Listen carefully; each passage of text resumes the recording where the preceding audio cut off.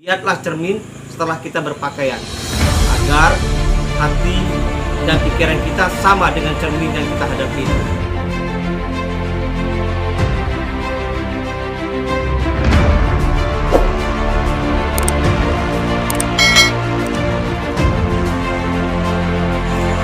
Assalamualaikum warahmatullahi wabarakatuh. Berjumpa lagi saya Baim Karen. Malam ini saya mengundang para kru sekalian dan netizen untuk penerawangan ya, atau prediksi. Yaitu saya akan meramal atau prediksi seperti biasa. Untuk itu saya kembalikan lagi kepada Mas Denny. Ya, assalamualaikum. Waalaikumsalam. Ya, hari ini kita berjumpa dengan guru besar Mas Baim. Tentunya kita akan mendapatkan suatu perawangan prediksi terbaru terkait dengan pesulap merah. Nah, nanti ada apa? Mas Dedi juga nggak tahu nih apa yang diramalkan beliau. Cuma guru tolong diperlihatkan ke netizen seperti biasa. Judulnya tentang ramalan penerawangan ya. Ya. Seperti ini. Saya sudah membahasnya 3 poin. Ya, seperti ini. Oke. 3 poin ya. Oke. Yang pertama, MUI merasa terusik. Seperti itu ya. Jadi penerawang saya ke depannya ini, MUI merasa terusik tentang pesulap merah. Kenapa demikian? Banyak tokoh-tokoh MUI sekarang ini melihat gerak-gerik dari pesulap merah ini semakin merajalela. Kenapa demikian? Itu akan berdampak sekali ya kepada pemecahan umat. Karena pesulap merah ini sudah melenceng dari karakter dia, yaitu pesulap. Karena goib itu bersifat hampa. Tidak bisa orang melihat hal goib seperti itu ya. Seperti kita melihat angin atau udara yang kita hirup sekarang ini. Seperti itu. Penerawang saya yang kedua, ini masih mengarah ke pesulap merah ya. Karena beberapa hal akan terjadi sesuatu pada pesulap merah ini. Saya memprediksi banyak para dukun, bahkan paranormal, sudah mengutuk aksi pesulap merah ini karena dia tidak mempercayai hal-hal gaib. Jadi prediksi saya ke depannya, Marcel atau pesulap merah ini akan tertimpa musibah seperti itu ya dalam waktu dekat ini. Yang ketiga, menurut prediksi saya yang paling kacau ya, turunnya Dajjal. Turunnya Dajjal yang akan mempertanyakan pembuktian adanya Sang Pencipta atau pembuktian wujud Sang Pencipta. Inilah yang dikatakan akan terjadi hal yang dimana di luar logika manusia mempertanyakan wujudnya. Ya, wujud gaib berarti mempertanyakan wujud Tuhan atau wujud malaikat. Seperti itu ya.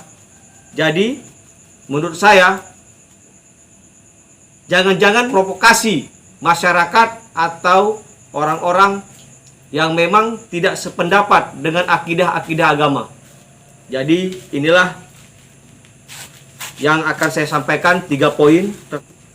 Jadi mudah-mudahan apa prediksi saya ini tidak akan terjadi, tapi bisa saja terjadi. Kita tidak, sekali lagi ya, kita tidak mendahului Allah Subhanahu wa taala Sang Pencipta. Tapi ini hanyalah sebuah ramalan. Kita mempercayai ramalan itu akan terjadi dan sudah terjadi. Jadi ada yang pertanyakan lagi? Oke, guru, ini ada yang perlu digarisbawahi ya, guru ya. Ya. Ini kan pesulap merah, guru, membongkar guru. Ya. Dari sisi perdukunan di Indonesia yang diduga banyak melakukan penipuan terhadap masyarakat luas. Nah, itu dari sisi pesulap merah. Lantas, kenapa guru menyangkut pautkan dengan beliau nantinya malah ingin mewujudkan namanya malaikat, malah Tuhan, seperti itu, guru? Ya, sebetulnya dalam lintasan beliau itu saya sudah meramal. Dia bakal arahnya ke situ, tapi tidak berani membicarakannya. Iya. Karena dari awal dia sudah mengatakan semua gaib hal itu, semua perdukunan paranormal tidak ada. Nihil atau bohong. Iya. Atau bahkan dia mencela itu cabul. Tapi dia percaya gaib, Guru. Kalau dia percaya gaib, berarti dia percaya dengan santet. Dia percaya dengan hal-hal yang gaib. Tapi Nah. dia nggak percaya santet, Guru. Jadi Iya. bingung sendiri kan jadinya. Ya, dia tidak mempercayai santet. Dia tidak percaya dengan hal-hal gaib, tapi dia mengatakan percaya, tapi dengan perilaku dia tidak mempercayai hal-hal akidah seperti hal gaib. Oke. Nah, jika dia mempertanyakan seperti itu, kita tidak bisa membuktikannya, karena yang membuktikan itu adalah orang-orang yang terpilih, yaitu orang yang dikehendaki Allah Subhanahu wa taala. Oke. Jadi sampai saat ini tidak ada manusia yang bisa melihat jin. Saya catat lagi, hanya orang-orang terpilih terdahulu ya, bukannya sekarang, terdahulu lah yang diizinkan Allah untuk melihat jin atau melihat yang sang gaib seperti itu. Oke, jadi kalau misalkan tadi dibalis lagi ya, Guru, Ya, masalah mungkin ada pemikiran pesulap merah yang mempertanyakan Tuhan ini di mana, Tuhan ini gimana wujudnya.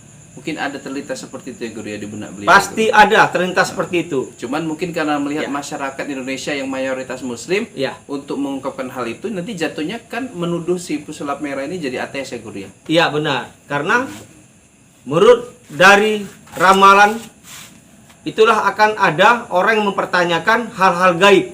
Awalnya dia mempertanyakan tentang di luar gaib atau kebalkah, tidak ada orang berilmu, tunjukkan pada saya atau sejenisnya ya. Lama-kelamaan dia akan menanyakan sang pencipta, bahkan jin. Bahkan dalam Al-Quran itu akan dia korek suatu saat. Oke, kalau Kenapa? dari tarawangan Guru memang sudah ada gitu, Guru, dalam diri dia. Sudah ada, sudah Ada. pasti.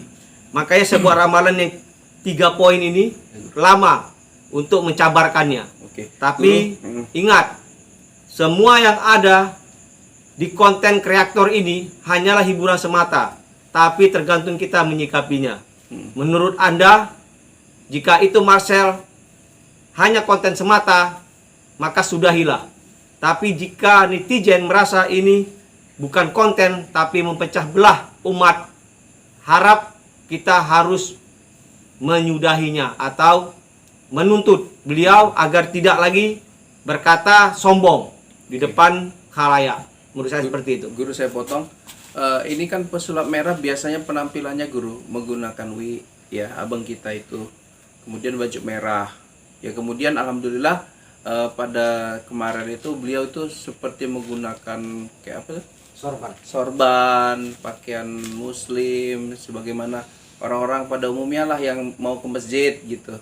Seperti ulama jadi Seperti ulama, bahkan banyak orang yang bilang ustadz gitu.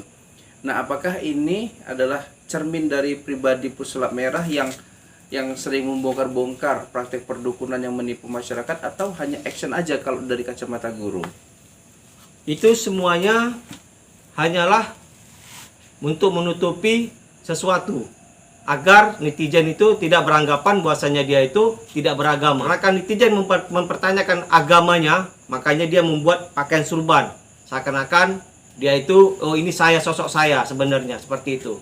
Sosok muslim, ya. Pakai dari pakaiannya itu sosok muslim. Iya. Pendakwah yang berpakaian wujudnya itu tidak sama dengan aslinya. Oke ya, menarik sekali pernyataan Guru.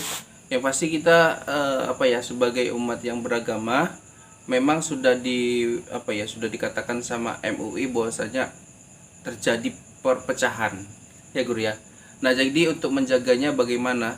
Ya, kita tunggu sampai pemberitaan ini selesai dan kembalilah ke apa yang jadi keyakinan kita. Jangan seolah-olah kita jadi manusia yang selalu berpikir logika, lantas yang gaib ditinggalkan. Gitu ya, Guru ya? Ya, menurut saya seperti ini. Jangan mengorek-ngorek kesalahan orang, sementara kesalahan dia cukup banyak. Bercerminlah pada diri sendiri dulu, baru kita bisa bercermin apakah kita wajar berpakaian seperti itu. Lihatlah cermin setelah kita berpakaian, agar hati dan pikiran kita sama dengan cermin yang kita hadapi itu. Menurut saya, apapun yang saya bicarakan ini moga-moga bermanfaat bagi netizen.